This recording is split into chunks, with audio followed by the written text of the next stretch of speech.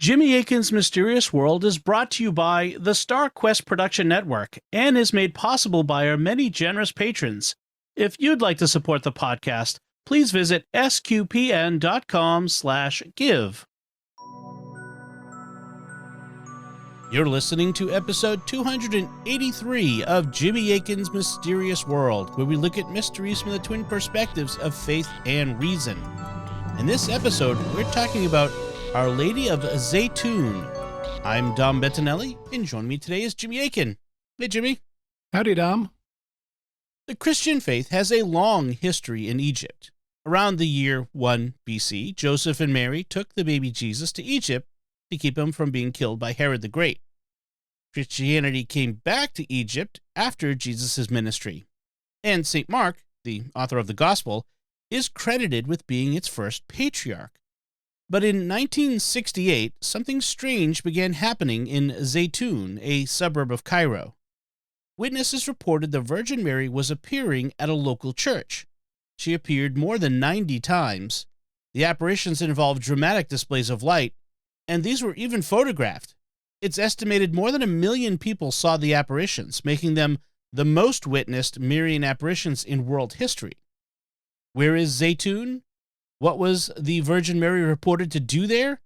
And were these genuine apparitions? That's what we'll be talking about on this episode of Jimmy Akin's Mysterious World. So, Jimmy, what do we want to say before we begin? Well, I want to say a thank you to Ibrahim Yusuf Khater of Cairo.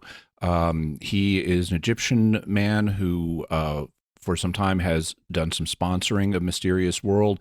He just wanted to support it, and he didn't ask for a business to be mentioned on the show or anything like that. He's just a fan of the show and just wanted to support it.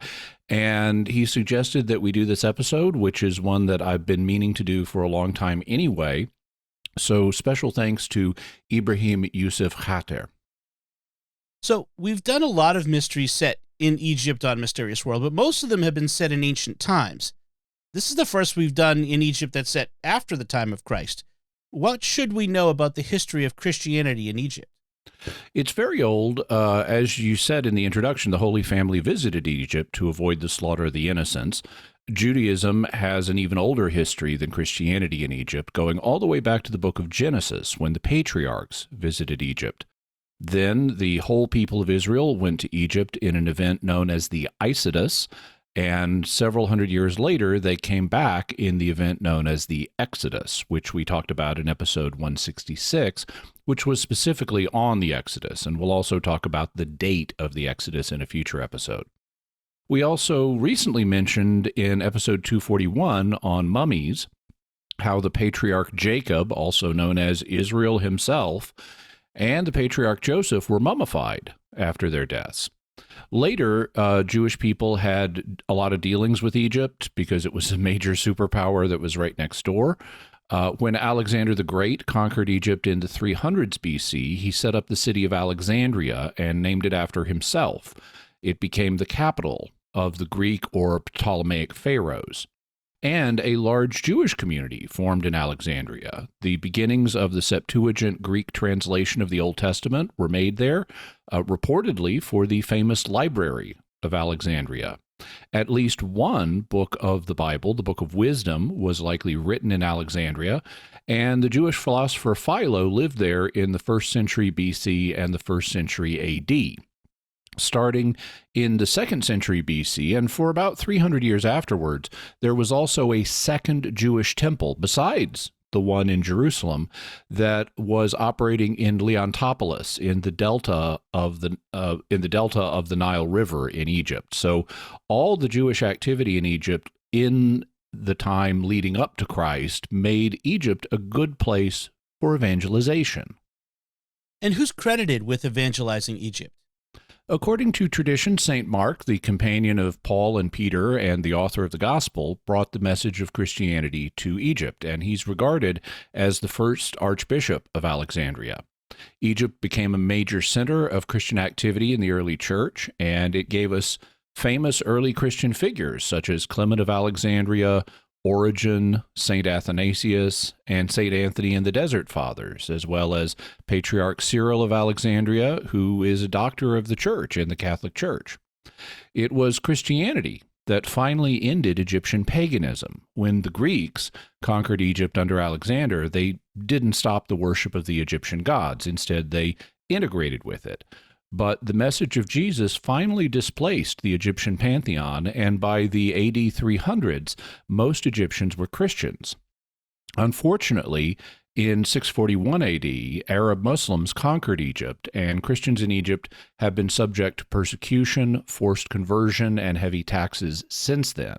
But Egyptian Christians have kept the faith, and the Christian community that is of Egyptian origin is known as the Coptic community. They are not Arabs, and they use the liturgical language Coptic, which is a direct descendant of the ancient Egyptian language, though with influences from Greek. For example, after buying a Coptic dictionary a number of years ago, I noticed that the Coptic word for governor is based on the Greek word for governor, hegemonous. But its basis, the basis of the Coptic language, is ancient Egyptian, and you can still hear lots of ancient Egyptian words in Coptic. For example, the Coptic word for king, which is derived from the same root as Pharaoh, is pronounced eporo, and you can hear how eporo sounds like Pharaoh. They also, the Coptic people, maintain their own traditions. For example, they keep their own liturgical calendar, which is based on the ancient Egyptian calendar. It has 12 months of 30 days each, plus a special 5-day month at the end of the year. And that's like the ancient Egyptian calendar. The years of the calendar are also counted from the year 284, which was the year that the Roman Emperor Diocletian took office and began martyring Christians. So the current year, AD, or Anno Domini, or the year of the Lord 2023 on the Gregorian calendar, corresponds to AM, or Anno Martyrum, or the year of the martyrs, 1739 on the Coptic calendar. You will hear some Coptic dates in this episode. In any event, after the Arab conquest, the majority of Egyptians were still Christians, though they ceased being the majority by the 1300s. Today, around 15% of Egyptians are still Coptic Christians. Most Copts are Oriental Orthodox, though there is a small Catholic Coptic church, which is one of the Eastern Catholic churches. The term Oriental means Eastern. The Orient is the East. So if most Copts are Oriental Orthodox, does that mean that they are Eastern Orthodox? Surprisingly, no. The Eastern Orthodox communion of Christians and the Catholic Church separated basically in the 11th century, and the Oriental Orthodox communion is older than that. In that case, the separation goes back to the Council of Chalcedon in AD 451. The dispute at the time had to do with how to properly express the relationship between Christ's divinity and his humanity. The way the supporters of Chalcedon expressed it was to say that Christ has two natures that are united together, a divine nature and a human nature. They were particularly concerned to avoid an error that was attributed to the Patriarch of Constantinople, a man named Nestorius, who was perceived as dividing Christ into two persons, one divine and one human, though Nestorius himself actually didn't believe that, and he died in good standing with the Church. The Chalcedonian Fathers were also concerned to reject what they believed was an error attributed to Nestorius's opponent, Eutyches, who was perceived as teaching that Christ had only one nature alone, that was a fusion of the divine and human, or that even caused the human to be lost in the divine. The Greek word for alone or only is monos, and the Greek word for nature is phusis. So supporters of Eutyches came to be known as monophysites, after the idea that Christ had one divine human nature alone. But not everyone preferred the language that the Council of Chalcedon proposed. The Oriental Orthodox were concerned that the way Chalcedon expressed things could be perceived as splitting Christ in two. Unfortunately, they were then accused of being monophysites and supporters of Eutyches, though they actually condemn Eutyches. And they also reject the term monophysite. They describe their own position as miaphysitism, from the Greek word mia, meaning one.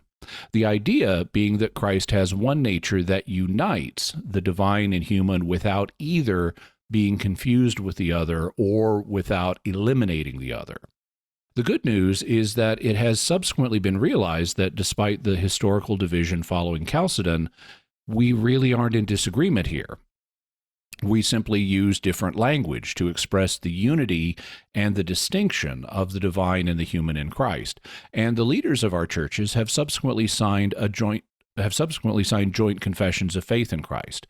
For example, in 1973, the Catholic Pope Paul VI and the Coptic Pope Shenouda III signed a common declaration that dealt with the topic. In it, they declared, "We confess that our Lord and God and Savior and King of us all, Jesus Christ, is perfect God with respect to his divinity, perfect man with respect to his humanity. In him, his divinity is united with his humanity in a real perfect union, without mingling, without commixtion, without confusion, without alteration, without division, without separation. His divinity did not separate from his humanity for an instant, not for the twinkling of an eye. He who is God eternal and invisible became visible in the flesh and took upon himself the form of a servant. In him are preserved all the properties of the divinity and all the properties of the humanity, together in a real, perfect, indivisible, and inseparable union." So the good news is that even though we have historically used different language to express our faith in Jesus, we agree on the substance, and this issue has basically been put to rest.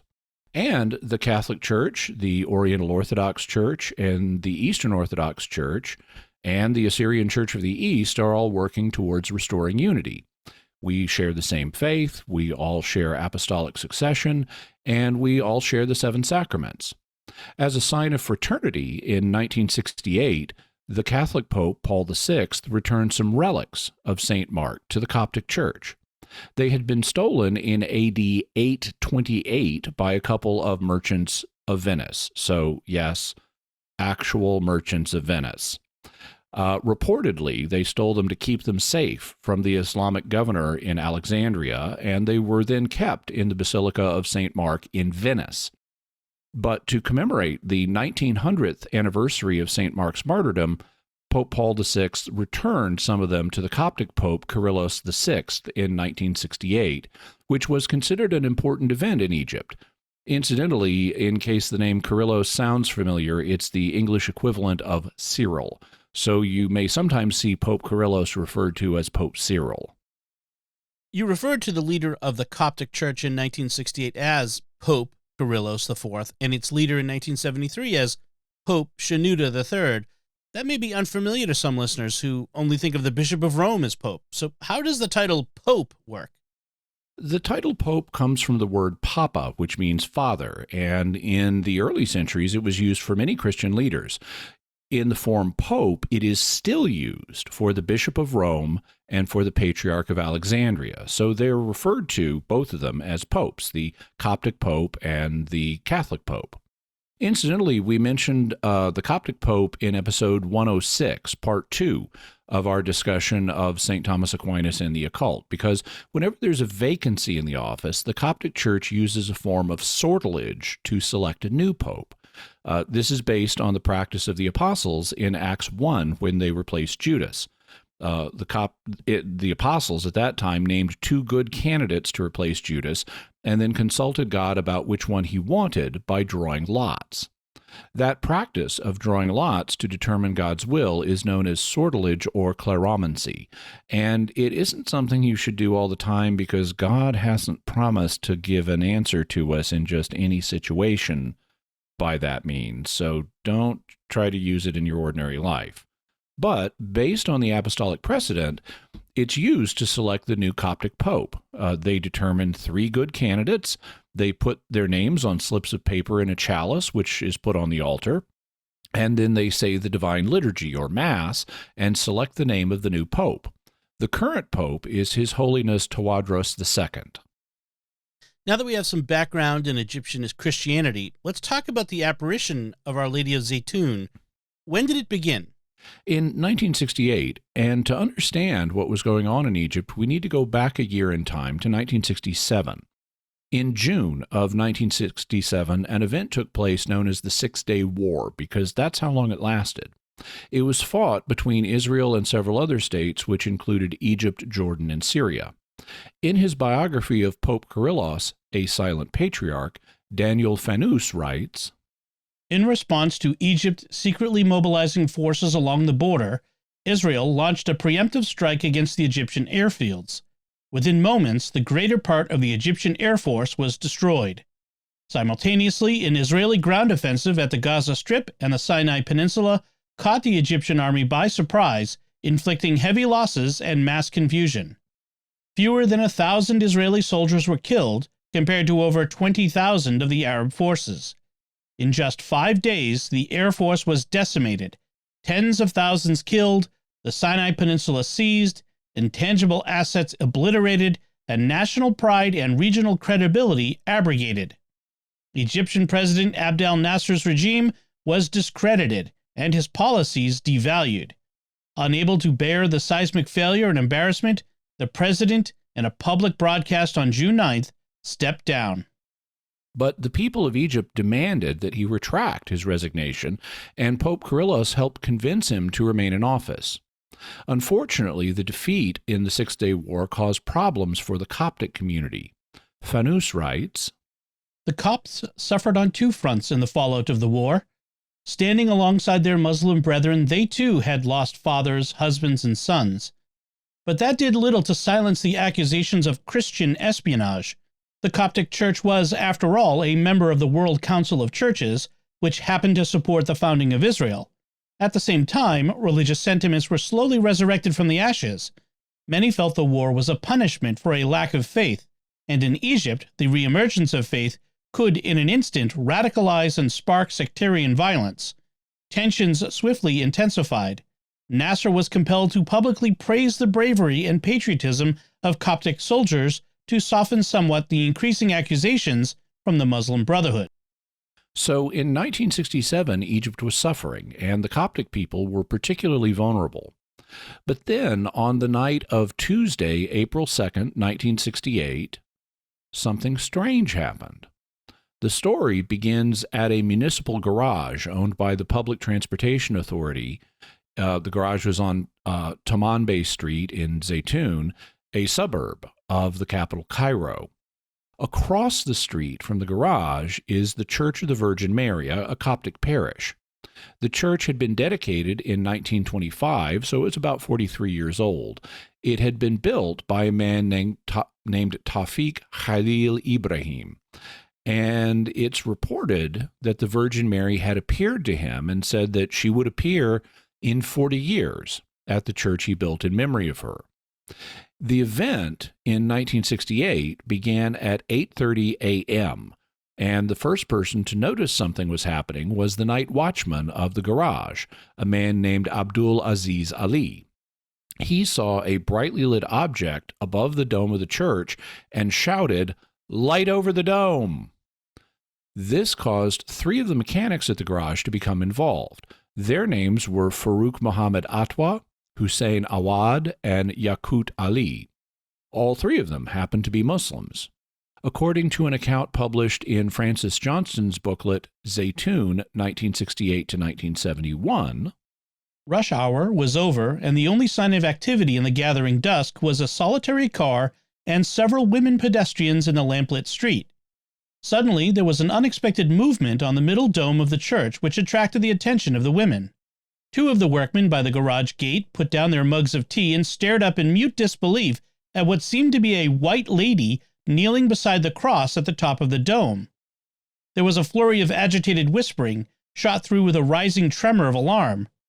One of the workmen, Farouk Mohammed Atwa, a Muslim, pointed up with a bandaged finger, which he was due to have amputated next day as a result of gangrene, and cried out with compelling urgency, believing it was a young girl about to commit suicide. "Lady, don't jump! Don't jump!" Impelled by a sense of desperation, he dashed off to call the fire brigade and the rescue squad, while several of his companions ran across the street to summon a priest, a Father Constantine Musa. Actually, according to one of the workmen, they first summoned the church doorkeeper. In Farouk's own words, "We saw a figure dressed in white on top of the dome of the church. I thought she was going to commit suicide and shouted to her to be careful. My friend called the police and I woke up the doorkeeper. He comes out and looks and cries, 'It is the Virgin!' and runs to call the priest." The parish priest, Father Constantine Musa, described his experience. "I was at home, only steps from the church, when Ibrahim, the doorkeeper, came in very distressed, saying, 'St. Mary has appeared on the dome.'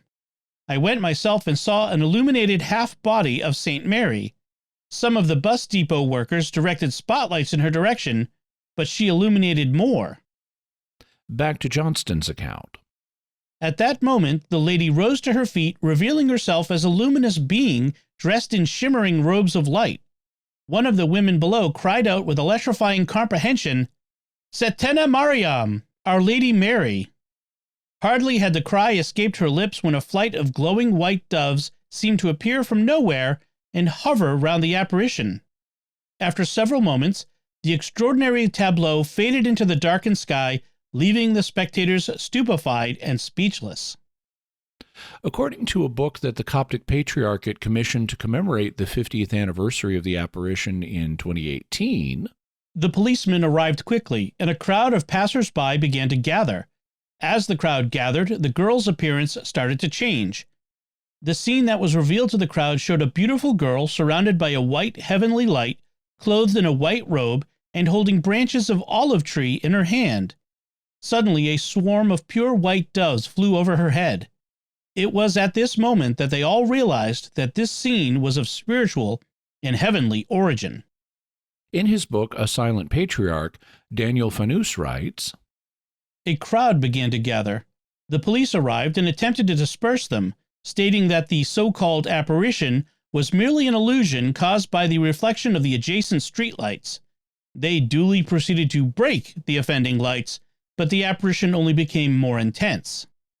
One of the people who investigated the apparition was an American professor of anthropology at the American University of Cairo. Her name was Cynthia Nelson, and she reports, "According to those I later interviewed, who were present during those first hours and days, the police did arrive on the scene, and the Ma'amur, police chief, attempted to disperse the crowds, saying that the so-called apparition was but the reflection of the lights from the street lamps, and commenced to break the lights. The light of the dome remained, and the vision of the Virgin became even clearer. The Ma'amur became frightened and said that he wanted nothing more to do with this, while others came closer to be sure of what they saw. Thus reported a Coptic woman in her early 50s, who witnessed the apparition along with her 2 teenage daughters." And according to the account in the Coptic Patriarchate's book, "In order to be certain beyond any doubt, they aimed lights at the luminous image, but it only increased in brightness and clarity. Then they broke the streetlights located close to the church, but the luminous image did not disappear.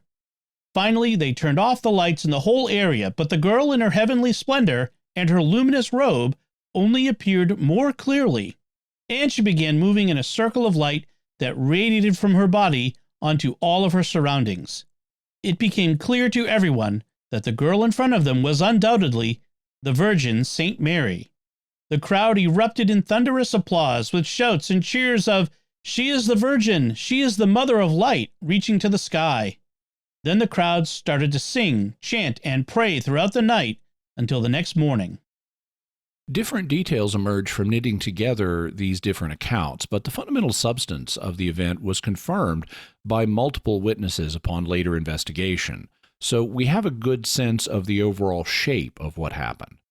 Incidentally, according to a local tradition, Zeitoun was one of the places that the Holy Family visited during their time in Egypt, and this was popularly regarded as part of why she appeared there. Also, a very interesting thing was reported the next day. You'll recall that one of the transit workmen, Farouk Muhammad Atwa, had pointed at the apparition with his finger that was bandaged because it was going to be amputated the next day because of gangrene. Well, according to Johnston, Next morning, when Farouk Atwa arrived at the hospital for his operation, the surgeon was astonished to find the finger completely healed. This was the first known miracle to have occurred at Zeitoun. And I've seen it confirmed in other sources that Atwa's finger was healed. Following these events, people, and especially cops, started to wait at the church to see if any additional apparitions would occur. A week later, on Tuesday, April 9th, one did. And that wasn't the only one. On his blog, Parasociology, author Eric Willett writes, Among the surprises I had researching this case is that there is no complete list of apparitions. The Coptic Church investigation identified 27 apparitions during the period of 2 April 1968 to 4 May 1968, or just over a month, with a number of nights having more than one apparition occurring. Other sources noted that there was a decline in the number of apparitions throughout 1968 to 1 or 2 a week. The frequency went down to once a month by early 1970, according to Johnston. However, based on Zaki's research, between 21 August 1969 and 11 June 1971, there were 17 apparitions. According to Johnston, the last apparition occurred on 29 May 1971. The apparitions thus stretched from the beginning of April 1968 to May or June 1971, a period of basically 3 years and 2 months. All told, Willett reckons that there were around 94 apparitions, with most of them occurring in 1968.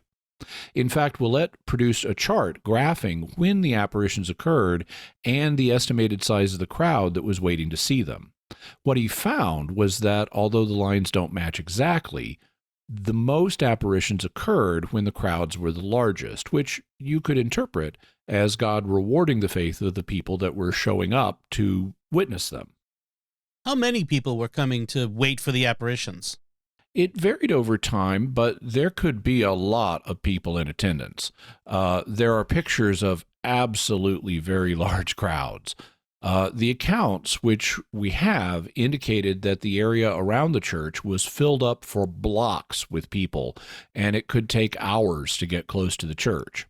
I even have one report of a Muslim clergyman physically carrying a Christian doctor to help him get close, since he was having trouble walking with the pressure of the crowd. Here's Father Yohanna Yassa, who is a priest at St. Mary's Church in Zeitoun today, as he introduces a clip with some motion video from the time, so you can get a sense of what the crowd was like if you're watching the video version of the podcast. If only you were there to hear. Tens of thousands coming from different places, groups, and different religions were all raising their voices in songs of praise.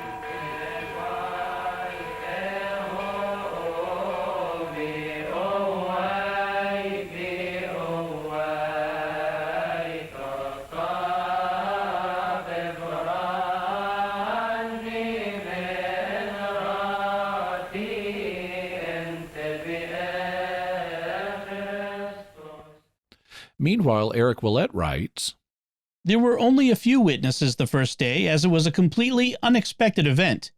It eventually grew to a very large gathering. Nil interviewed a witness stating that there were about 100 people on the night of 13 April 1968. Nelson estimated that there was between 1,000 and 1,500 people on 15 April 1968. After that, the phenomenon was discussed for the first time in the mainstream press through the 23 April 1968 article in the Arabic-language newspaper Watani. The crowd grew significantly. The Bishop Athanasius estimated that there were 100,000 people on the night of 29-30 April. It finally reached an estimated 250,000 nightly onlookers after a few weeks, according to Johnston. By the end of 1968, it was estimated that the crowd was down to 10,000 people nightly. By June 1971, there were only a handful of people, according to Zaki. It should be noted that it is notoriously difficult to estimate properly the size of a crowd, especially at night, and the higher figure might have been overestimated. However, this provides a good illustration that the phenomenon was a very public event. And it was a very public event. By some estimates, over 1 million people witnessed the apparitions. Even if that number is overestimated on the high side, it's still true that a very, very large number of people saw the apparitions, as is evident from the photos of the crowds that attended. What were the apparitions like? What kind of phenomena did people experience at them? Eric Willett surveyed a bunch of different sources. I've read many of them too. And on Willett's parasociology blog, he provides a good summary of what they say. So we'll be using his summary of the sources as a basis for describing what people experienced. Basically, Willett says, there were 6 main qualitative aspects that can be identified about the Zeitoun events. A, the so-called light birds. B, the smell of incense. C, the clouds. D, phosphorescent-like luminosity. E, the scintillating lights or stars. And F, the main luminescent object, that is, the apparition. So we'll go through each of these 6 categories and provide more detail on what people experienced. The first of the categories was the so-called birds made of light. What should we know here? One of the bishops that Pope Kyrillos tasked with looking into Zeitoun was Bishop Gregorius, who was Bishop of Scientific Research and Coptic Culture. And I love how they have a Bishop of Scientific Research. I think that's awesome. I found a clip of him describing the so-called birds, and here's what he had to say. The late Bishop Gregorios, during a private interview, told of doves the size of angels that would appear and disappear over the church. Before they disappeared, they dispersed like cotton. Bishop Gregorios saw many doves at many different times over the church. Sometimes there were 7, sometimes there were 12, and they were in a formation. Meanwhile, summarizing multiple sources, Willett writes, many witnesses reported that there were luminous objects that traveled through the sky of Zeitoun, which were at first construed as birds, but were clearly not birds. Their actual nature remains unknown to this day. They were described as follows. Another phenomenon witnessed by the spectators is the appearance of bird-like creatures before, during, and after the apparitions, and sometimes on nights when there is no apparition at all. These creatures in some ways resemble doves. They are larger than doves. They are larger even than pigeons. Whence they come or whither they go, no one can determine. It is known, says the keeper of the Cairo Zoo, that pigeons do not fly at night. But these can hardly be any kind of natural bird. First of all, they fly much too rapidly. They fly without ever moving their wings. Only one spectator interviewed thought he saw one bird flap its wings. They seem to glide before, into, and around the apparitions. They never come to rest on the roof or trees, and on some occasions have been seen to disintegrate in the sky like wisps of cloud. Varying in number on different nights, they have appeared singly, in 2s, 3s, and even larger groups. Always in some kind of formation, the creatures fly in the form of a triangle, sometimes in the formation of a cross. Once, 12 of them flew 6 abreast in 2 rows. Not only are these birds spotless white, they themselves emit light. They are like electrically illuminated birds which can be seen both in the brilliant light of the apparition and in the darkness of the sky above the apparition. They disappear as mysteriously as they appear and without sound of any kind. Another description is from Bishop Gregorius on the apparitions that took place between 27 April and 15 May 1968. Before the apparitions took place, some birds that look like pigeons, I don't know what they are, appear in different formations. Sometimes 2 appear on the dome, just as if they had come out of it. However, the dome is closed. The windows do not open. They might be seen flying eastward, then wheeling about and flying to the west, and while one watches them, they suddenly disappear. And the fact that the windows of the dome do not open, they are sealed shut, is important because it means that the birds of light could not be released from within the dome. That's also something you could tell by examining the inside of the church, because the dome is 50 feet above the floor, and there is no structure under it that you could stand on. You'd have to put up scaffolding or big ladders to get up there, And that would have been obvious if anybody had tried that, apart from the fact the windows don't open. Two of the phenomena that were described as accompanying the apparition were the smell of incense and clouds around the church. According to Willett, Palmer reported that one should perhaps include as lights the mysterious clouds that are sometimes seen to hover high above the church even when the rest of the sky is cloudless. On one night, Bishop Gregorius stated, there poured from the sealed stained glass windows of the high dome such clouds of incense that it would take millions of censers to produce a like quantity. The incense clouds settled over the throng standing around the church. So these clouds were seen above the roof of the church, near the dome, but they couldn't have come out of the dome because its windows are sealed shut and don't open. Also, as we noted, you'd need scaffolding to get up there. Baylis adds a few more details in noting that he, Bishop Gregorius, describes the appearance of clouds of deep reddish incense which billowed in huge quantities. It rose to a height of 30 to 60 feet and was clearly visible above and around the church against a colorless sky. Author Pearl Zaki described that sometimes clouds like a thick fog would roll in towards the church as if they were being channeled down the streets in all directions to completely cover the church. They seemed to absorb the incense and its fragrance and carry it to the crowd of people and spread it over them like a canopy. The sky above would turn a deep reddish purple. She also added that it was a pleasant fragrance.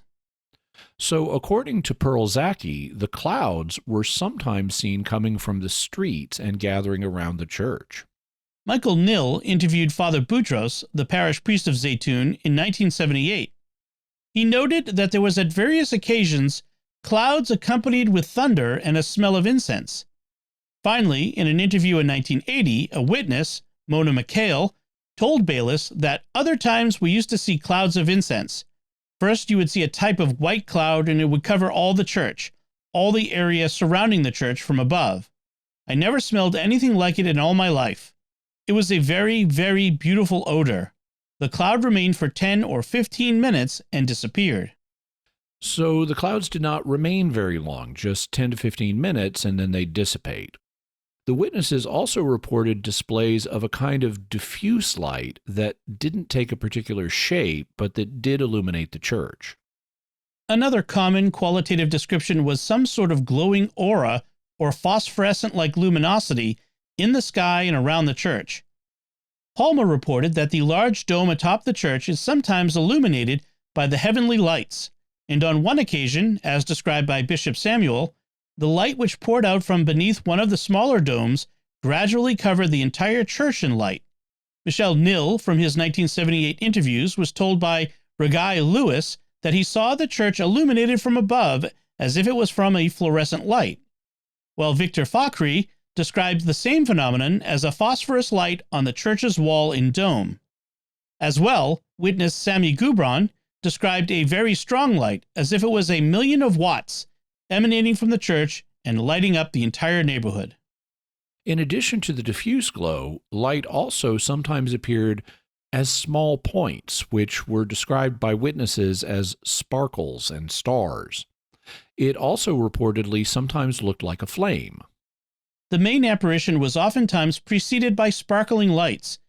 As Palmer noted, the lights have been described by spectators as a circle of bright spotlights on one occasion, as falling stars on another occasion, and even as a shower of diamonds of light swirling in the path of Our Lady's movements. A brilliant crown all of lights has been seen over the figure of Our Lady, giving her a majestic and glorious appearance.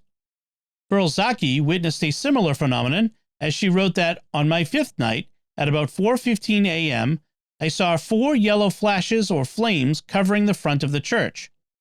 Following this, about 4:30, the Virgin Mary appeared full figure. She added in a different text, again, I saw a flash of yellowish-orange light shaped like a big flame and covering the whole front of the church and lasting about 5 seconds. It was repeated twice, 4 times in all. Hilda Gubran told Michel Nill in 1978 that at the time of the apparitions there were stars and pigeons associated with the apparitions. Anzi Morid told Baylis in a 1981 interview that he saw sparkling lights prior to the apparition in April 1968. Finally, there was the apparition itself, the figure of the woman that was interpreted as the Virgin Mary. We have many eyewitness accounts of what people saw, and I was able to find a number of them on video. Here is what Bishop Marcos had to say. Just behind the church, in front of the wall of the church, I think, not more than 40 or 50 meters, approximately at midnight. I have seen the vision complete, very nice, very clear. I saw the complete face, complete body, and her hands waving to bless the people. And everyone could see that she concentrated her eyes on them exactly. Notice that Bishop Marcos indicates that he and others could see the Virgin's eyes, which is a rather small detail. Now, here is what Father Yohanna Yassa, now one of the priests at St. Mary's in Zeitoun, had to say. A few days later, while I was standing with my friend Mukhtar Fikri from the Faculty of Engineering, we saw the Virgin Mary surrounded by a stunning orange light. We saw her many times at the northeastern dome. She appeared in many different phenomenal forms. Once she was standing in her full body, blessing the people. She was moving from one dome to another, then going towards the cross. Here is what the evangelical Protestant theologian Otto Minardus, who got his PhD at Harvard University, had to say. Well, it occurred during the first days of April that thousands and 10,000s of people, both Muslims and Christians alike, assembled in front of the Church of the Holy Virgin to see the apparition of the Virgin Mary as she appeared there on the dome. The days later, large numbers of people, both Muslims and Christians of the various denominations, assembled there and witnessed the apparition in various forms. I myself saw it numerous times with friends in my parish, with university students, and yes, there's to me no doubt about it. And finally, here is what Dr. Hairi Malek, a physician, reports. I was standing over there near the fence and holding that iron fence as strong as I could because of the pressure of the crowd. And it was about 8:30 in the evening, and I saw a light coming out from the this dome, which is the southwest dome, and the light began to increase gradually, and then suddenly the Holy Mother was standing in front of the dome. She stood there for about 15 minutes, and then she began to walk, and she stood in front of that cross, and she knelt and stood up again, and then she walked to the northern side of the church, just above the area where I was standing, and she looked at the crowd, and she blessed them, and she smiled, and I can say that I saw her teeth when she smiled. Dr. Haire says that he saw the Virgin standing, walking, kneeling, and then standing up again and walking, which is purposeful behavior. He also says that he could see Mary's teeth, which is a very fine detail. Summarizing different sources, Eric Willett says, one obvious aspect about the apparitions is that there was a fairly wide variety of descriptions and behaviors reported by the witnesses. The apparitions seem to have all occurred near the church, but not necessarily at the exact same spot. As previously noted, the first one was seen on the roof near the base of the dome. It was also seen in the courtyard between trees, while in other occasions it was seen in midair above the dome. It's significant that the apparition was not confined to a single spot. The apparition was seen on the roof of the church, on the ground in the courtyard, and floating in the air above the church. That means that whatever the explanation was, it needs to be able to account for all three of these locations. And the public authorities took steps to try to rule out a hoax. You'll recall that on the first night, they broke nearby streetlights to rule out those as a source of the light. Well, it is interesting to note that after a number of days of apparitions, the public utilities cut the power in the neighborhood, at first to deflect a hoax, and then to help having a better view. As well, surrounding trees were cut on the third night so people could see better. The most common colors were blue and white, but some noted also green and pink, and others saw a reddish light. These are important elements to define the nature of the apparition, as the traditional colors associated with Marian devotion are blue and white, but also red, although more common in older and Eastern iconography. Several witnesses underlined that apparition disappeared as if turning off slowly the dimmer of a lamp, while in other situations it rose in the sky to disappear. On some occasions it was perceived as if the wind was blowing through it and that her veil was moving in the wind, while it appeared to be flat and only two-dimensional on another occasion. At times the apparition was motionless and described as statue-like, but it appeared that it was moving, more often than not, but as if floating without using its feet. It was making gestures with her head and her hands in particular. these gestures were commonly understood by witnesses as the Virgin Mary blessing the people. Many claimed to be able to distinguish a face, eyes, and mouth, and even resembling representations seen in religious icons. Yet others noted that there was a light, but they could not distinguish anything particular.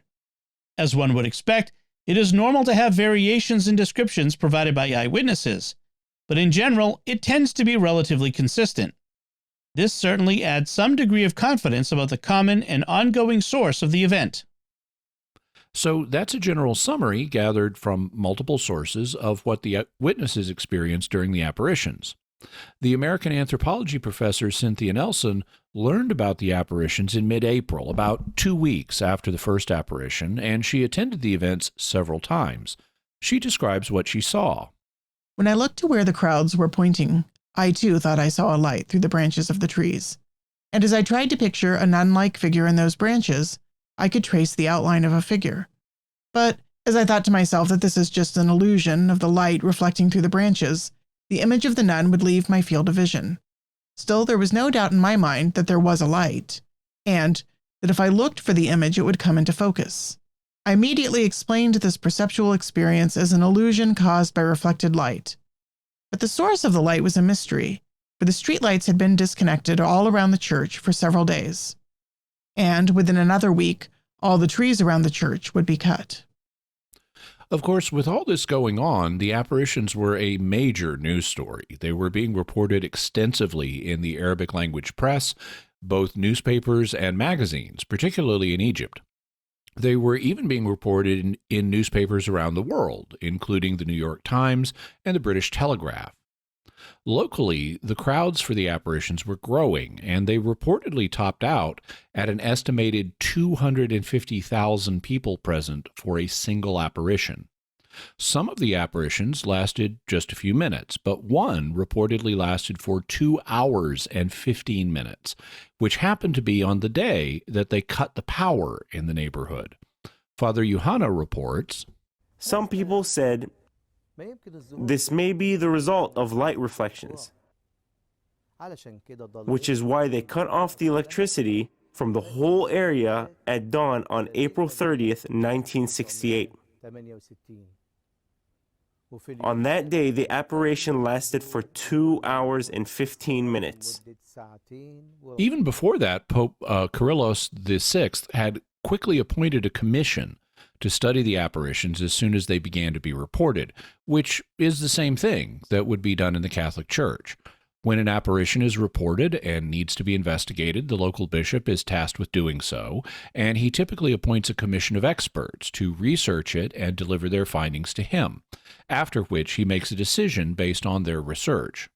We talked about that in episode 84 on private revelations, and you can go back and listen to that if you'd like more information about how private revelations work in the Catholic Church. Pope Kyrillos appointed 3 archpriests known in the Coptic Church as hegumens. And yes, the word hegumen is related to the Greek term for governor, meaning that they had supervisory duties over other priests.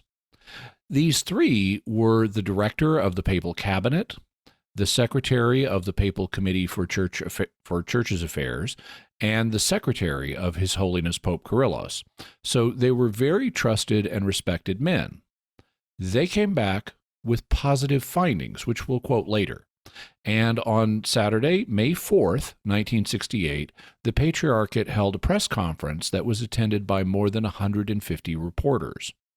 Overseeing the press conference were 4 bishops: Bishop Athanasius of Beni Suef, Bishop Abraham of Fayum, Bishop Samuel, the General Bishop of Social Services, and Bishop Gregorius, Bishop of Scientific Research and Coptic Culture. Bishop Athanasius read and translated the statement of the Patriarchate, which we present here in full, including dates on the Coptic calendar. Since the evening of Tuesday, April 2nd, 1968 AD, which coincides with Bahram Hat 24, 1684 AM, the apparition of the Virgin Mary, the Mother of Light, continuously occurred in the Coptic Orthodox Church after her name on Tomanbay Street at Zeitoun district in Cairo. This apparition occurred on many different nights and was not yet finished. It happened in different forms, sometimes with the whole body, sometimes with the upper half surrounded by a halo of light, sometimes from the windows of the domes on the church top, and other times outside the domes.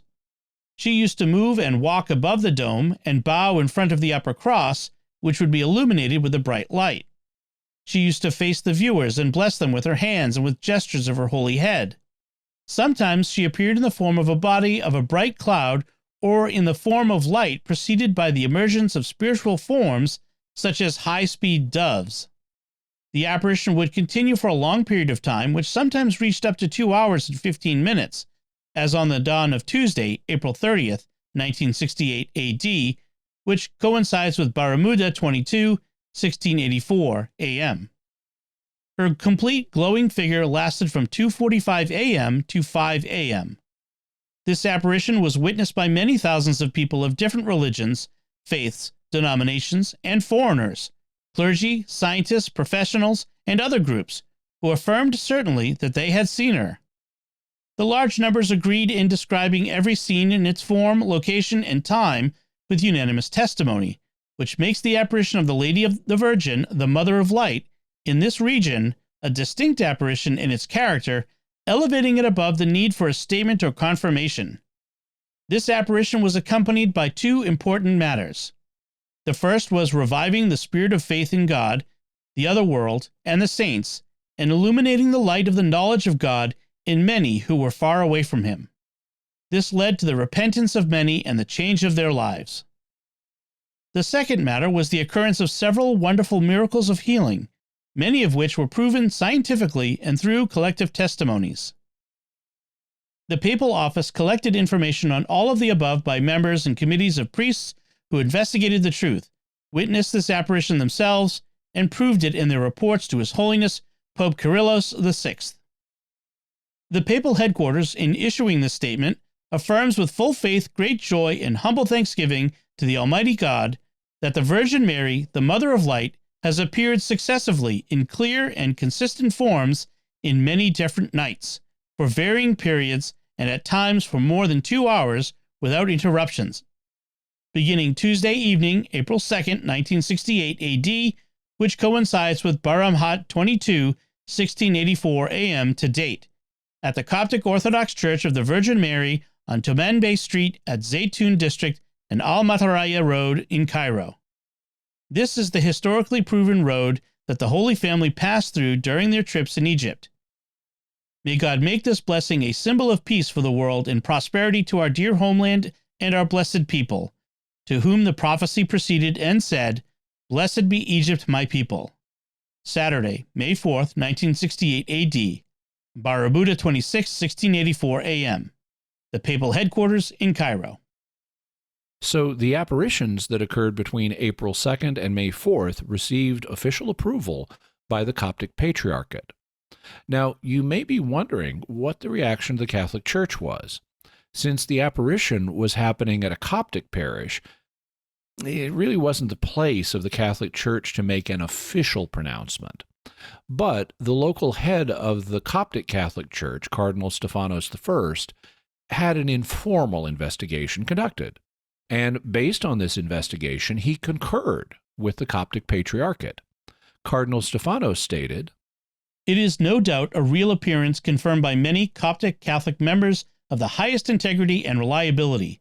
They saw the Blessed Virgin's apparition and gave me complete details and descriptions of the appearances of the blessed apparitions on the dome of the Zeitoun Church. Sister Paula de Muffalo, a Roman Catholic nun well known for her accuracy and preciseness, assured me of the certainty of the Virgin's appearance on the dome of the Zeitoun Church. Sister Paula was shivering and trembling. She says that she was not the only observer, but she was among thousands of observers who all saw the apparition. This unique miracle embodies a benevolent message which will make the Zeitoun Church a center of pilgrimage." Of course, this was not an official ruling since the apparition was taking place in a Coptic parish, but it did represent Cardinal Stephanos' informed personal opinion. In his book Zeitoun, 1968 to 1971, Francis Johnston writes, "As would be expected, there was no official pronouncement on the visions from Rome, though Pope Paul VI sent 2 investigators to Zeitoun who saw the apparition with their own eyes," reported in Al-Aram, 6 May 1968. There was no obligation on the part of the Holy See to pass judgment on an event which occurred in a Coptic Orthodox environment. Similarly, the Copts felt it unnecessary to pronounce on the visions of the Blessed Virgin at Fatima in 1917. In a letter to the author, Father Jerome Palmer explained that Rome might only undertake its own investigation of the visions after corporate unity with the Coptic Orthodox Church has been attained. So the apparitions, at least of the first month, had now been approved by the Coptic Patriarchate, and the Catholic Patriarchate concurred in an unofficial decision. The apparitions would continue with significant frequency throughout the rest of 1968, and with lesser frequency in 1969 and 1971. Needless to say, because of all the attention they attracted, many people moved to Zeitoun, and they ended up having so many Christians living there and wanting to come to Mass there that they had to build a new cathedral to accommodate them. And the new cathedral is huge. It's massive next to the church. President Gamal Nasser of Egypt reportedly gave permission for the public transportation bus garage to be torn down to make room for it. And the Christians of Egypt continue to honor Our Lady of Zeitoun to this day. So we will next turn to theories and our faith and reason perspective. But first, I want to take a moment to thank our patrons who make this show possible, including Scott S., Danielle H., Morgan N., Jacob K., and Richard D. Their generous tax-deductible donations at sqpn.com/give make it possible for us to continue Jimmy Akin's Mysterious World and all the shows at StarQuest. And you can join them by visiting sqpn.com/give. Jimmy Akin's Mysterious World is also brought to you by Tim Shevlin's personal fitness training for Catholics, providing spiritual and physical wellness programs and daily accountability check-ins. Strengthen yourself to help further God's kingdom. Work out for the right reason with the right mindset. Learn more by visiting fitcatholics.com. And by The Grady Group, a Catholic company bringing financial clarity to their clients across the United States, using safe money options to produce reasonable rates of return for their clients. Learn more at GradyGroupInc.com.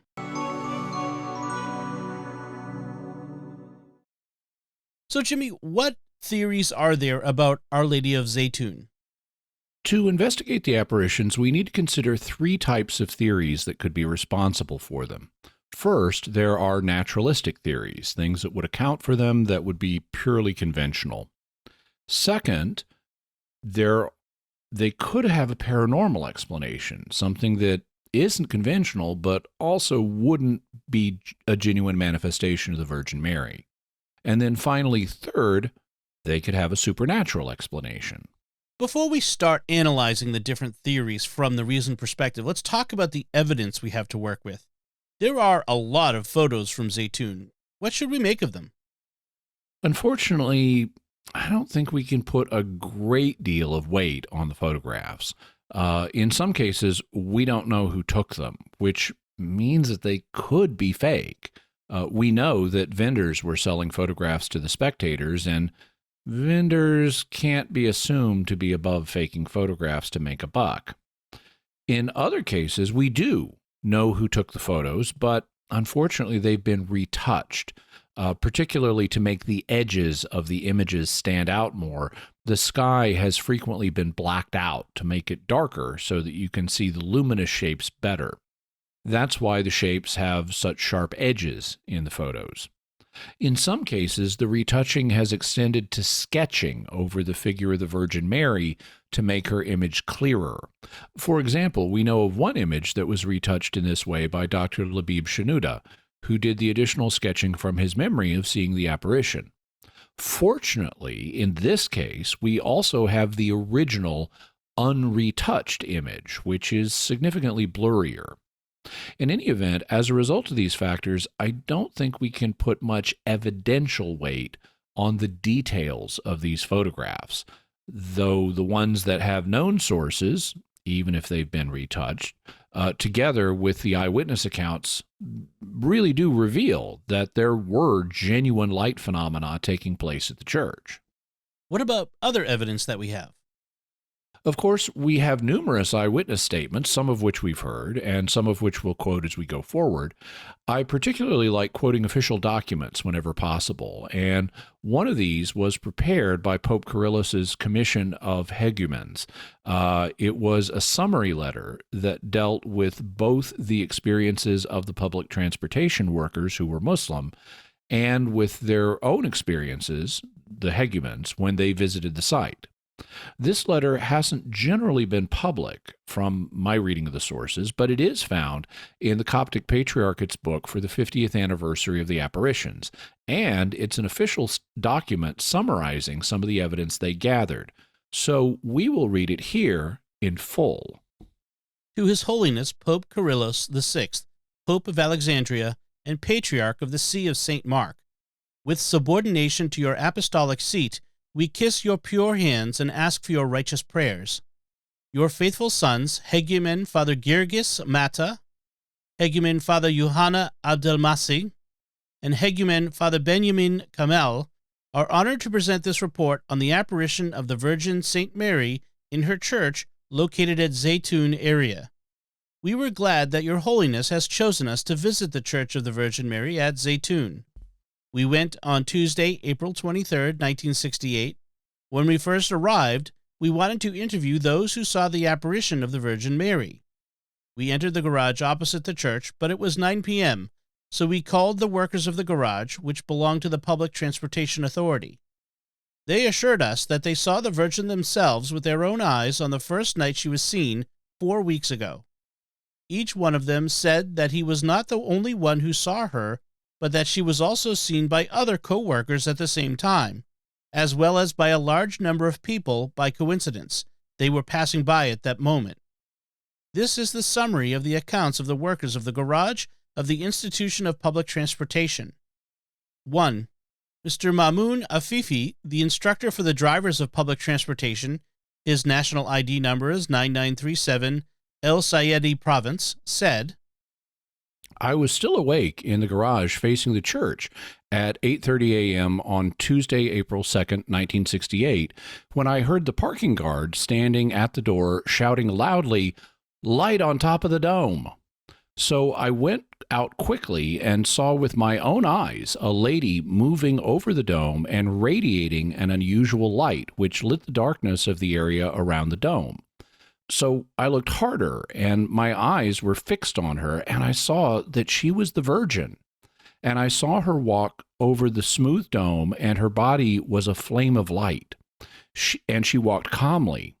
I could not hold myself from shouting, "God has purified and chosen you from among all the women of the world." 2. As for the guard named Mr. Abdel Aziz, working in the garage of the Public Transportation Authority, he also said that as soon as he saw the Virgin, he saw her as a body of light over the dome. He started to shout, "Light over the dome!" And I called to Hussein Awad, who hurried along with the other workers and saw the Virgin moving over the dome. I said they were forbidden this year from visiting the Virgin in Jerusalem, so she came to visit them herself.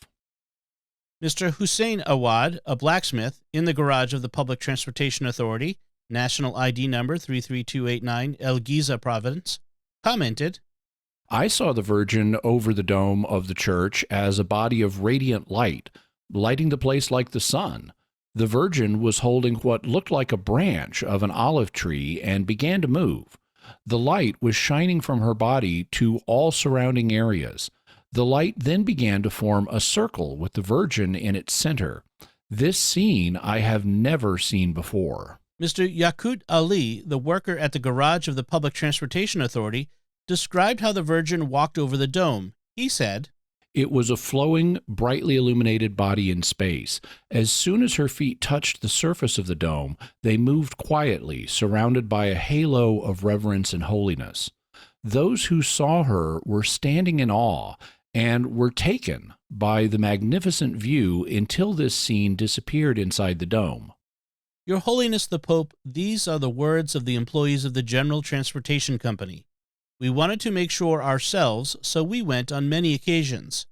One night we witnessed the Lady, the Virgin, appearing first with a celestial spherical light with the Virgin inside it.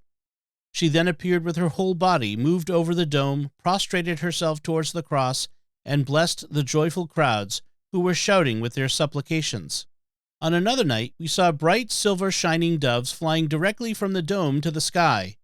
We glorified God who allowed us, the earthly, to see the glory of the heavenly.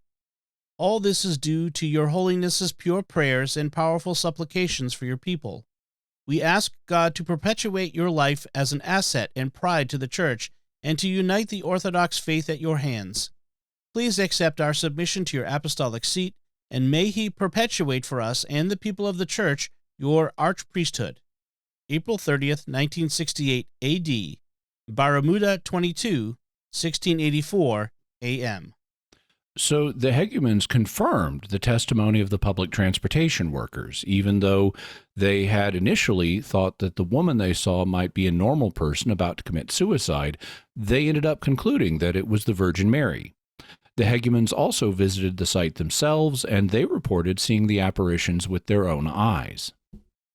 What can we say about Our Lady of Zeitoun from the reason perspective? What kind of naturalistic explanations for the apparitions would there be? The two principal theories that we need to examine are hoax and misidentification. That is, whether someone could have pulled this off as an elaborate hoax, and whether it could have been an innocent misidentification of a purely natural phenomenon. Let's talk about the hoax theory. If you were going to argue that it was a hoax, what would you point to? In the 19th century, there were a large number of what are known today as physical mediums, and a large number of them are known to have been hoaxers. Physical mediums claim to manifest the presence of ghosts through physical phenomena, such as moving objects, playing musical instruments, and materializing glowing objects. We talked about physical mediums some in episode 200 on the Ghost Bride. Many of these mediums were exposed by the British and American Societies for Psychical Research, and they found that they were using magician's tricks. They performed in darkness to make it harder to see what they were doing. In fact, that's where the whole idea of doing seances and ghost hunts in the dark came from. Real parapsychologists don't want to work in the dark because it cuts down on your ability to see things. And physical mediums would use chemicals, often containing element 15 or phosphorus, to make objects that they pretended to materialize glow, because white phosphorus glows in contact with the oxygen in the atmosphere. So one theory to consider is whether someone could have pulled off an elaborate hoax, using phosphorus or another chemical to make a woman appear to glow, and doves appear to glow, and other light phenomena. The stars or sparkles that people reported seeing similarly could have been caused by pyrotechnic means or fireworks. And the clouds and incense that people reported could have also been caused by conventional means. So it would seem to be possible to generate a lot of the things that people reported seeing through natural chemical means. Then let's look at the other side of the argument. Are there factors that weigh against it being a hoax? We won't go through every conceivable objection that I can think of, but here are a number of them. First, in order to pull off a hoax like this, the perpetrators would have to be people inside the parish. A lot of the phenomena originated from the roof of the parish, so they would need roof access. But it doesn't appear that the priest was in on it, since he was at home and had to be summoned when the first apparition took place.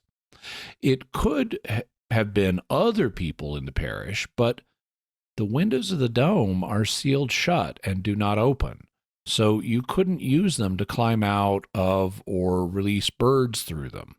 Also, the dome is dozens of feet up in the air, and there's no real way to climb up to it without scaffolding. I'm sure there are ways to get onto the roof, but that wouldn't explain everything the people reported seeing. In the first place, the lights they reported seeing were way brighter than what you'd get from chemical luminescence. That tends to produce soft glows, but people sometimes reported seeing bright lights. And to produce those, you'd likely need electrical equipment that you wouldn't be able to hide. People would see spotlights coming from the church or aimed at the church. Spotlights would cut through the haze in the air and betray their presence. Also, the figure of the woman was reported to descend from the roof to the garden below the church, and she was reported to float down, not to plummet like a woman leaping off the roof. Further, she sometimes was reported to float up into the air, and there's no way for a human to do that without a jetpack, which they didn't have in 1968, or without a winch, which would have been seen.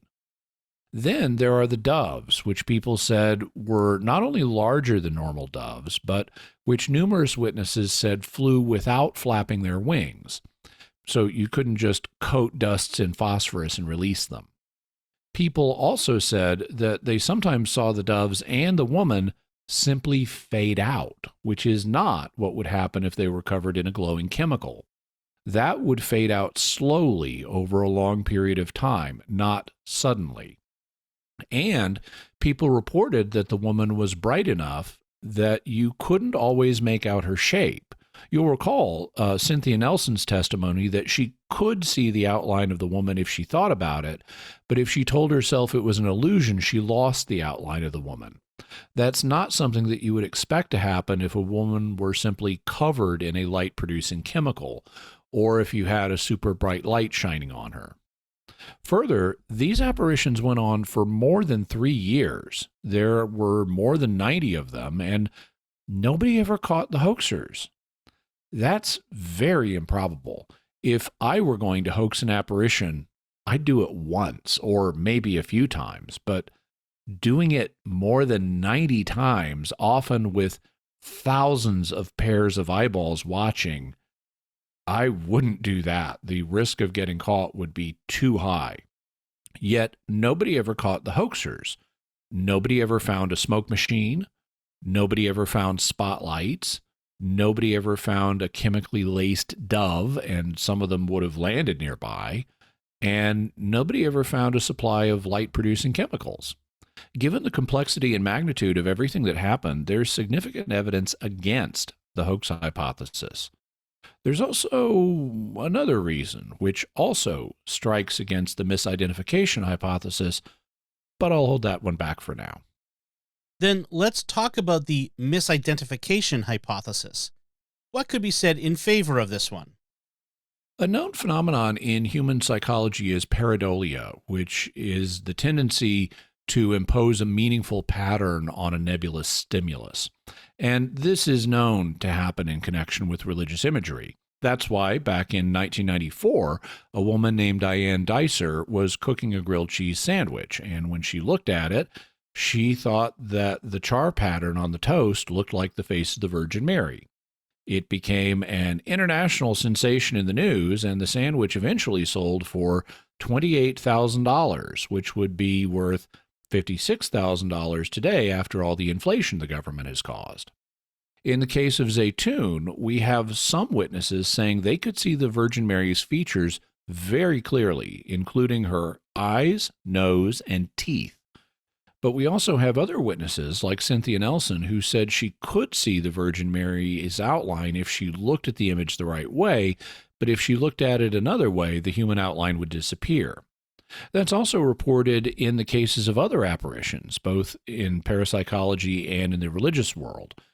In parapsychological apparitions, some people report seeing a ghost clear as day, and they can even mistake it for a living human being, while other witnesses who are present see something, but they don't see it clearly. Similarly, in the Bible, there are apparitions where some people see or hear something clearly, like when God speaks to Jesus in John chapter 12, and some of those who are present hear what God says clearly, but others think they've just heard thunder. Or when Jesus converts St. Paul in Acts 9, St. Paul hears what Jesus says clearly, but the men who were with him couldn't make out what the voice was saying. So it's not uncommon in apparitions for some people to perceive them clearly, while others who are present don't perceive them clearly. But as part of the investigative stage, we still need to ask whether pareidolia could be involved in this case. Could there have been light sources that people mentally imposed the image of the Virgin Mary on, like in the cheese sandwich example, and thus it was a purely natural phenomenon? That would still require that there be a light source for people to see as the Virgin Mary or as doves or whatever. Are there any natural light sources that it could have been? People on the ground actually did us a big favor by eliminating the common ones. You'll recall that on the first night of the apparitions, the police chief thought that the light might have been coming from nearby streetlights, so he broke them, and that eliminated the nearby streetlights as a cause. Then, a few days later, they shut down the power in the area to eliminate any other electrical light sources from the neighborhood. That might really annoy me if I lived in the neighborhood, but speaking as a paranormal investigator, I'm like, good job, excellent process of elimination. They also cut the trees to give people an unobstructed view of the light phenomenon, which would help eliminate distant reflections by letting you see what was going on clearly. Of course, someone could still have brought a generator or battery-powered spotlight to the scene, but spotlights would have been seen by the crowd. The haze in the air, and Cairo can be a pretty hazy city, especially back in the 1960s before modern emission reduction technology in cars. The haze in the air would have made the beams visible, at least on some of the nights during the more than 90 appearances, and especially when those clouds that smelled like incense were present. So the conventional, natural light sources that you'd think of seem to be eliminated. Are there any unconventional but natural light sources that have been proposed? There is one: earthquake lights. Earthquake lights are reported to be lights that appear in the air in association with earthquakes. We know that certain rocks under stress can generate electrical charges. The theory is that when these rocks are under tectonic stress, seismic stress, they can cause lights to appear above the surface. And in 1989, John Durr and Michael Persinger published an article in which they proposed that the lights seen at Zeitoun were caused in part by tectonic strain. They claimed in their article to find associations between when the apparitions occurred and seismic activity about 400 kilometers or 250 miles to the southeast of Zeitoun. The association wasn't perfect, but they proposed that this activity was at least partly responsible for the lights, along with other unknown factors. What do you make of that theory? Earthquake lights are controversial, and not everybody is convinced that they're real or that they would happen in this kind of circumstance.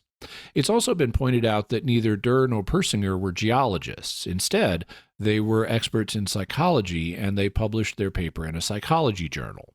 Here's part of what skeptic Brian Dunning of the Skeptoid podcast had to say about this theory. There's one science-y-sounding explanation for the Zeitoun lights that is mentioned in virtually every skeptical article on the subject: earthquake lights.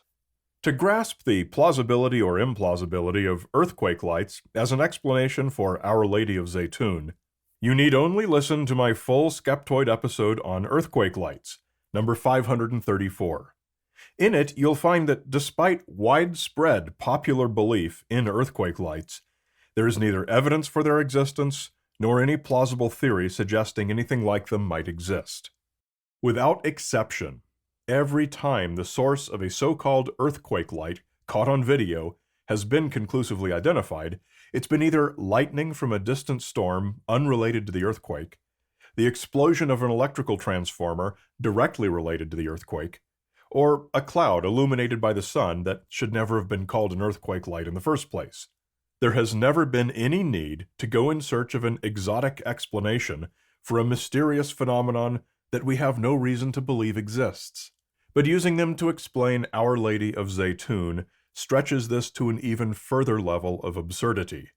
Dare and Persinger, the original authors, correlated her appearance to seismic activity 400 kilometers to the southeast. They were suggesting that these earthquakes caused lights that manifested neither as great flashes in the sky nor as sparks along the ground, but as a fully formed and recognizable human figure standing still or walking slowly on the rooftop of one particular church 400 kilometers to the northwest for quiet hours at a time over a period of 3 years. No other such apparitions were reported in this alleged 400-kilometer radius at all over that same period of time. Why not? Because it's a terrible, terrible explanation, and it is wrong. Unfortunately, Dunning does not have an explanation for what the lights were. He acknowledges that they existed, that there really were strange light phenomena at Zeitoun, but as a hardcore skeptic, he attributes the apparitions to wishful misperception of the lights as the Virgin Mary. He seems unable or unwilling to accept the possibility that the lights could have a non-natural origin, but he has no explanation for what the lights were. He says, "We need no earthquake lights, no miracles, and no papal declarations to explain Our Lady of Zeitoun. We need only a great collective desire and belief by a passionate populace, triggered by some unknown, inconsequential, various light sources that could have been anything." Dunning tries to sound persuasive, but could have been anything is not a satisfactory explanation to my mind. Dunning seems boxed in by a naturalistic mindset that's unable to acknowledge anything non-natural, and that's not open-mindedness. But I do agree with him that the earthquake lights theory isn't a good explanation.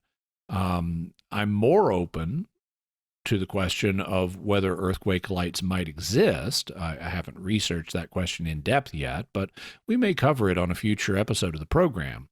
However, I find it very hard to suppose that earthquakes or seismic activity 250 miles away would cause human-shaped light sources to be seen at one specific church over a period of 3 years without other light phenomena being reported elsewhere. That seems very improbable. So, despite our differences, I agree with Dunning that the earthquake lights explanation for Zeitoun is super speculative and very unlikely, so not buying it. You said that there was one argument that you were going to hold back for the moment that dealt with both the hoax theory and the misperception theories. What was that? Miracles. If the apparitions were a hoax, or if they were misperceptions of natural phenomena, they would not cause miraculous healings to happen. You'll recall that Farooq Muhammad Atwa, the transportation worker who pointed at the Virgin Mary on the first night, had a gangrenous finger that he was scheduled to have amputated the next day. But when he went to the hospital, the finger was found healthy and he got to keep it. Well, that was far from the only medically unexplainable healing connected with the apparitions. For example, to name just one source, the 50th anniversary book produced by the Coptic Patriarchate, it contains multiple miracle reports. This is one of them. Mr. Riyad Naguib Azer, Bachelor of Commerce, University of Alexandria, said, I developed a retinal detachment due to rupture of the retinal vein in my right eye. The internal hemorrhage continued for 21 days, followed by a clot in front of the retina. A group of ophthalmologists announced that it had no treatment, no cure in Egypt or abroad. This shocked me, but I believed in God's mercy, especially when I heard what was published in the newspaper Watani about the apparitions of the Blessed Holy Virgin St. Mary to millions at Zeitoun Church, named after her. On the morning of Sunday, April 21, day of the Resurrection Feast, I traveled to Cairo, accompanied by my mother and my friend, Fikri El Said El Shawawi.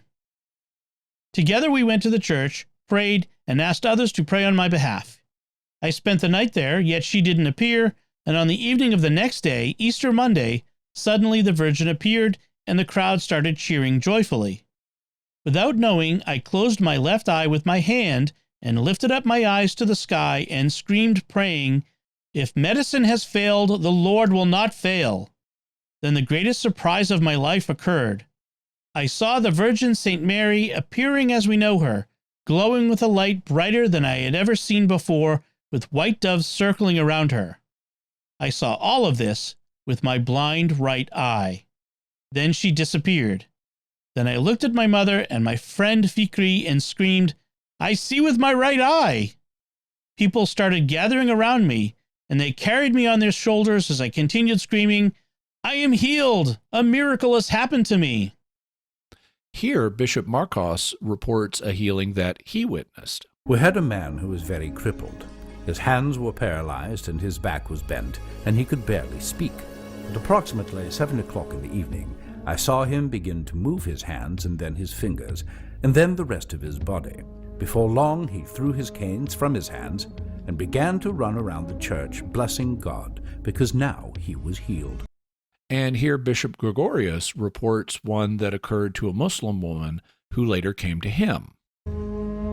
With a stick in her hand, she said, I am bringing this stick with me, not because I need it anymore, but to convince you that I was paralyzed, and I was depending on this stick, and now I don't need it. And Father Johanna similarly reports, 3 months after the apparition, other servants and myself witnessed a miracle while we were standing at the north yard of the church. We saw a blind and paralyzed lady entering the church on a wheelchair. She came to the church following the Virgin Mary's promise, who visited her at night saying, Visit my church at Zeitoun, and you will be cured. She came to the church following the Virgin Mary's promise, who visited her at night saying, Visit my church at Zeitoun, and you will be cured. A strong light radiated from the northeastern dome when the lady stepped into the church. We then saw her standing and moving towards the church, leaving the wheelchair behind in a stream of joy and praise. These are just a few miracle reports among many others, and it wasn't just sick people who reported the healings. Doctors who had examined the sick also confirmed the miracles. Some of the doctors were even skeptics. For example, Cynthia Nelson reported, There are those for whom the apparition does not make sense, and for whom an admission of its validity would threaten their taken-for-granted world. One prominent Cairo surgeon expressed this existential dilemma in the following narrative. A patient of mine, upon whom I had operated 2 years ago for cancer, returned to my office 3 weeks ago for a checkup. Upon examination, I discovered that the man had another tumor. I actually felt the tumor during the internal examination and removed a piece of tissue for biopsy. When the test showed it was malignant, I recommended an immediate operation, but the man refused, saying he did not have enough money and left the office. 2 weeks later, he returned and asked for another examination. To my astonishment, I could not find the tumor, but only some white scar tissue. The man told me he had gone to Zeitoun and prayed to the Virgin for help. I did not believe in such miracles, but I cannot explain the disappearance of the tumor, and it is driving me mad. So between the problems with the hoax theory, the problem with the misperception theory and what the light source would have been, and the documented miracle accounts, I think the evidence points away from there being a natural explanation for the apparitions. So just because there isn't a natural explanation for an event doesn't mean that there must be a religious explanation. There are reports of paranormal phenomena of various kinds. Have any paranormal explanations of the apparitions been proposed? The only one I'm familiar with is one favored by Eric Willett on his parasociology blog.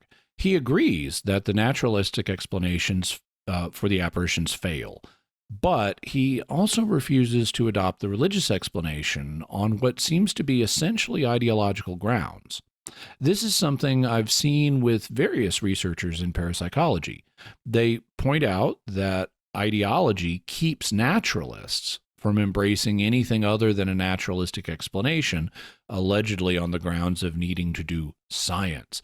But then they themselves refuse to consider a religious explanation, also allegedly because they need to do science. This doesn't necessarily mean that they aren't themselves religious, but it does mean that they won't consider religious explanations when they're trying to act in a scientific mode. In Willett's case, he says, to stick to a purely geological explanation, one would need to invoke a long list of geological coincidences never seen before and dismiss condescendingly all the witnesses as unreliable. This is an unreasonable perspective that is based on a belief that a purely naturalistic explanation somehow exists but cannot be proven. The religious explanation is no different from the geological one, as it is based on a theological corpus from which a belief in Marian apparitions can be supported but not proven. It is a matter of belief. He then proposes his own theory and concludes, this explanation is neither religious nor naturalistic, and yet does not require a belief system. Which is just mistaken. Everybody has a belief system, and every theory is undergirded by a system of beliefs, including the paranormal beliefs that undergird Willett's own proposal. So what does he think happened? To explain Zeitoun, Willett uses a model that was originally developed to explain UFOs as paranormal phenomena, but he thinks it also applies here. He believes that the geophysical factors cited by Durr and Persinger played some role in helping Zeitoun to happen, but as a necessary condition rather than a sufficient condition. He doesn't think that earthquake lights would have appeared the way they did at the church. Instead, he thinks that the geophysical conditions helped set the stage, and then the phenomena themselves were paranormally produced by a large sociological effect. In short, he thinks that the light phenomena were produced by what's known as recurrent spontaneous psychokinesis, or RSPK. If that sounds familiar, it's because we've talked about it before, such as in episode 159 on poltergeists. The idea is that, without meaning to, people who are under stress sometimes subconsciously manifest psychokinesis, or PK, and cause objects to move. This is thought to be responsible for much of the poltergeist phenomena that gets reported. In this case, Willett proposes that the PK manifested in the form of light phenomena, and it was brought about because of the stress the Egyptian people in the area were under. Because of all the stress, he thinks that a bunch of people began spontaneously manifesting PK that took the form of light phenomena, providing them with comforting apparitions of the Virgin Mary. What does he think was the cause of the stress? We've already made reference to what happened in the 6-Day War. Does he think that was the source of the stress? Somewhat surprisingly, he points to something else. The Six-Day War had taken place a year earlier in 1967, and Willett suggests that the stress was from something different. He notes that later in April of 1968, the Egyptian government freed over 1,000 radical Islamists from prison.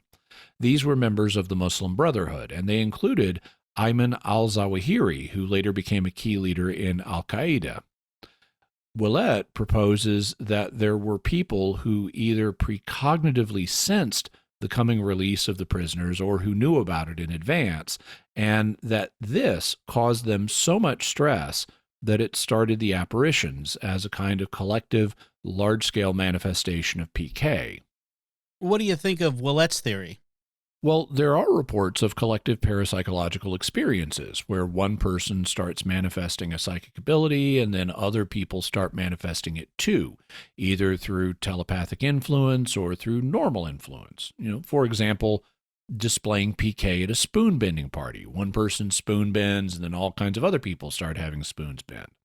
So it's not unheard of that there would be a collective psychic experience.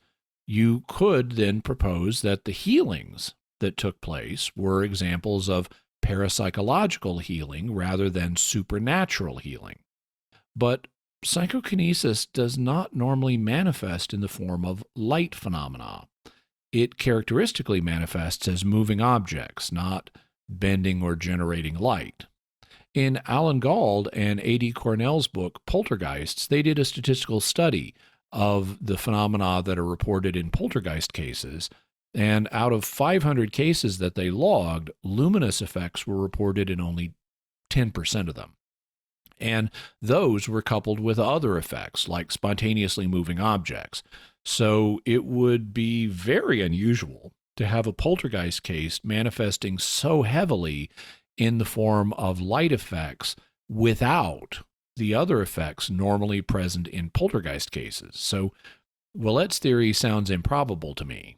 Also, the stuff about the Muslim Brotherhood prisoners being released is highly speculative, and Willett himself acknowledges that it's impossible to tell whether this was what triggered the proposed poltergeist agents in his theory. My more fundamental problem with the theory is that it's all just speculation. Willett doesn't present substantial evidence in its favor. As I mentioned, his primary reason for adopting it is ideological rather than evidential.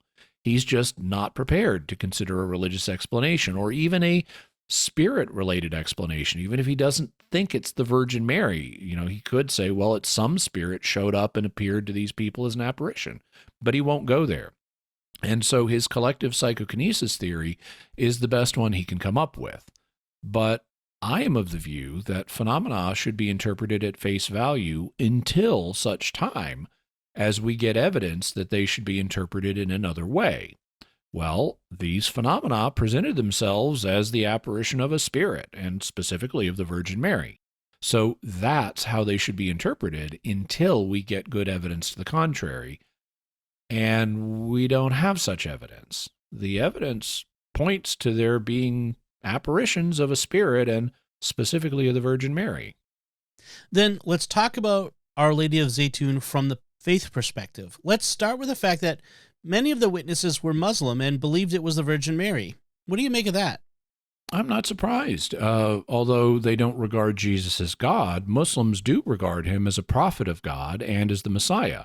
And they regard his mother Mary as a very special woman in God's plan. They believe in the virgin birth and in Mary's perpetual virginity. They believe Mary was specially chosen by God. They believe that she is the greatest woman who ever lived. She's the only woman mentioned in the Quran. In fact, she's mentioned 70 times in the Quran, which is more than she's mentioned in the Bible, actually. And there's a whole surah or chapter in the Quran that's named after her.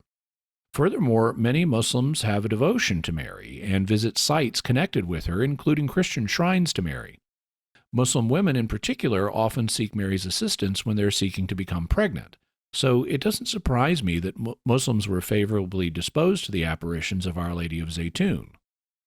What about the fact that Mary was appearing at a Coptic church? Some people might wonder if God would really give private revelations in a non-Catholic context. All people are God's children, and he loves all of us. Because of his love, God can bless and speak to anyone. As Jesus says, God makes his sun rise on the evil and the good, and he certainly gives light to Christians when they seek it. We talked about that back in episode 44 on John Hendricks, the Tennessee prophet. Even though he was Protestant, we saw there were good reasons to think that God was genuinely giving John Hendricks private revelation. I therefore have no problem with the idea that God would give private revelations to other Christians, including especially allowing the Virgin Mary to appear to Christians like those in Egypt who love her so much. And the Christians in Egypt saw her appearance as a sign of peace and unity. Not only did the Coptic authorities officially approve the apparitions, and the Catholic Patriarch also gave his personal approval, even Dr. Ibrahim Said, the head of the Protestant church in Egypt, supported the apparitions. So this was a pan-Christian event, a sign of peace and unity rather than an occasion for squabbling about whose understanding of the Christian faith is most correct. It's pan-Christian events like this that can help build bridges within the Christian community and spur us towards unity. You classified the apparitions as private revelations, but Mary, unlike at Fatima and many other cases, was not reported giving anyone any messages, no secrets or prophecies. What do you make of that? I'm also not surprised by that. Actually, the fact no messages are reported after so many appearances is another sign of confidence about what happened. If anyone tried to make anything up, it didn't get any traction, which shows that people were exercising discernment. While many Marian apparitions do contain verbal messages, not all of them do. For example, during the apparitions of Puma or Pont-Main, France in 1871, also known as Our Lady of Hope, the Virgin Mary didn't say anything out loud, although there was a written message. Neither did she say anything in the apparitions at Knock, Ireland in 1879. Those apparitions were completely silent. So it's consistent with previous approved Marian apparitions that she may not say anything. Furthermore, you don't have to speak in order to send a message. Just showing up by itself sends a message. And in this case, the Virgin was reported to also nod and bless the people with her hands, which communicates the message that God loves them and is blessing them. What about the implications that some drew in relation to the defeat during the Six-Day War? Some saw Our Lady of Zeitoun as communicating the message that God was on Egypt's side militarily, and they might defeat Israel in the future. Well, I understand why some Egyptians thought that. It's natural to read signs of divine favor in terms of your own concerns, and in 1968, people were concerned about what had happened during the Six-Day War. However, despite the difficulties God's children have with each other, he loves all of us, and the dove is a prominent symbol of peace. So I would be inclined to interpret the dove-like apparitions that appeared alongside Our Lady of Zeitoun as symbols of peace, at least in part. Unfortunately, there was another war with Israel in 1973, but after that, the two nations began working towards peace. In 1978, the Camp David Accords were signed. Israel returned the entire Sinai Peninsula to Egypt, and in 1979, the Egyptian-Israeli Peace Treaty was signed. Egypt recognized Israel as a legitimate state, and full diplomatic relations, including an exchange of ambassadors, were established in 1980. Despite continuing tensions, the two countries are strategic partners, and the peace between them has held for 40 years. Is there anything else to say before we go? Just a few things in closing. First, here's a closing reflection by Father Johanna of St. Mary's Church. She appeared after the defeat of the 1967 war because people were depressed during that time. The Virgin Mary appeared as if she were saying, "I am always with you. I will never abandon you. I am happy because I am with you. I am going to shower you with blessings and grace." As a result, a lot of people repented, and their faith became more steadfast. We should set our eyes upon God because we believe in heaven and eternal life. To heaven, our eyes are lifted. With longing, our hearts are filled. With your love, O Virgin, we are overwhelmed. For your intercession, we are seeking. We will always remember April 2nd, 1968. Glory be to God forever and ever. Amen. Amen. And here's what Bishop Marcos has to say. The vision of Saint Mary is intended for all Egyptians, not just the Christians. She gives them peace. She gives them hope and the belief that tomorrow will be better than today. I want to say a special thanks to Ibrahim Yusuf of Cairo, both for his financial generosity to the program and for his help in researching this episode. He visited the church in Zeitoun, and he provided me with research materials that are not available here in the United States. Just like Sherlock Holmes had his Baker Street irregulars who helped him with his research, people who help Mysterious World research various topics are known as the Mysterious Irregulars. So thank you very much, Ibrahim, and welcome to the Mysterious Irregulars. So, Jimmy, what's your bottom line on Our Lady of Zeitoun? I think Our Lady of Zeitoun was a genuine apparition. The idea that it was a hoax is extremely improbable given the circumstances and the more than 90 appearances. The common light sources that you would expect were eliminated and could not have been responsible. The earthquake light theory is bad. And in addition to numerous eyewitness testimonies, we have medically documented miracles. The mass psychokinesis theory that Eric Willett proposed is purely speculative and not supported by evidence. And so the apparitions should be taken as what they appear to be, genuine apparitions of the Virgin Mary.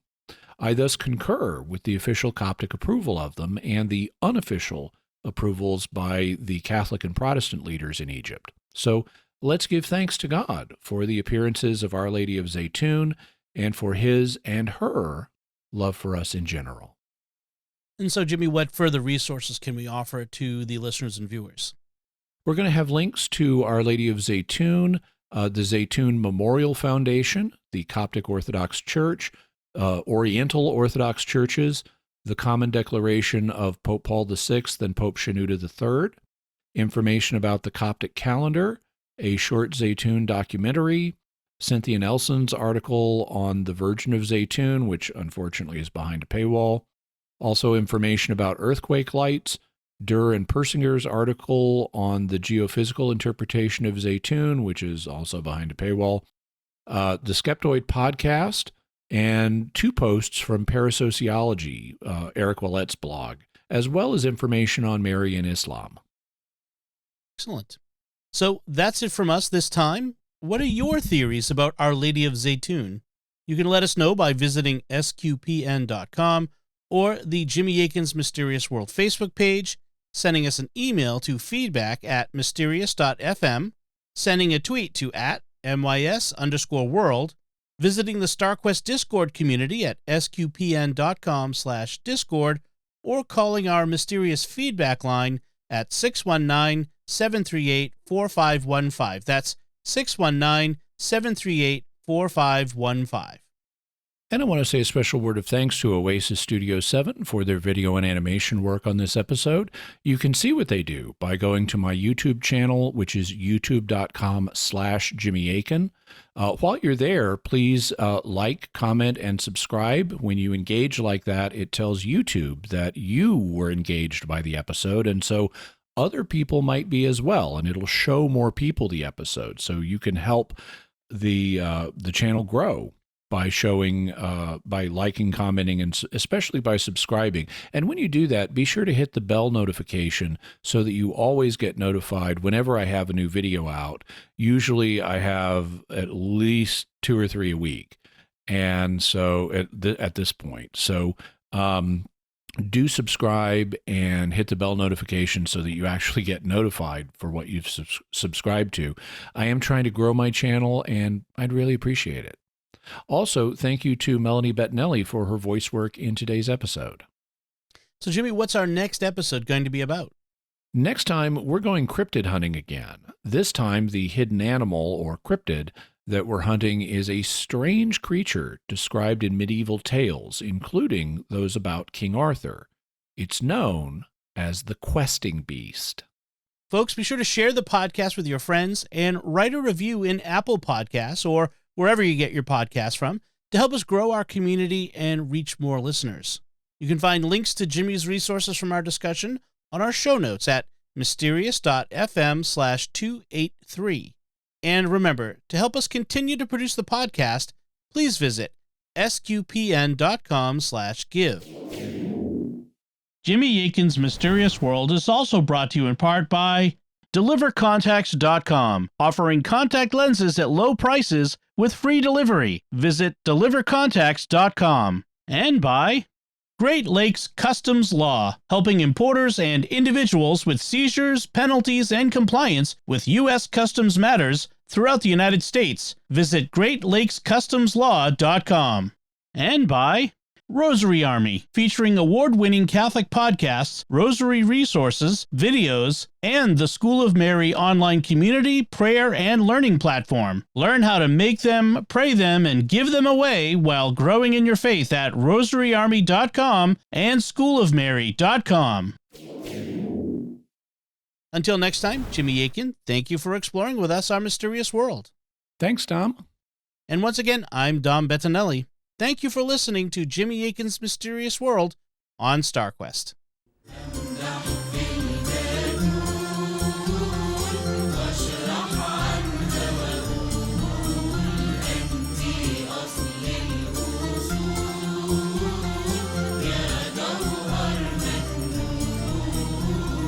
Be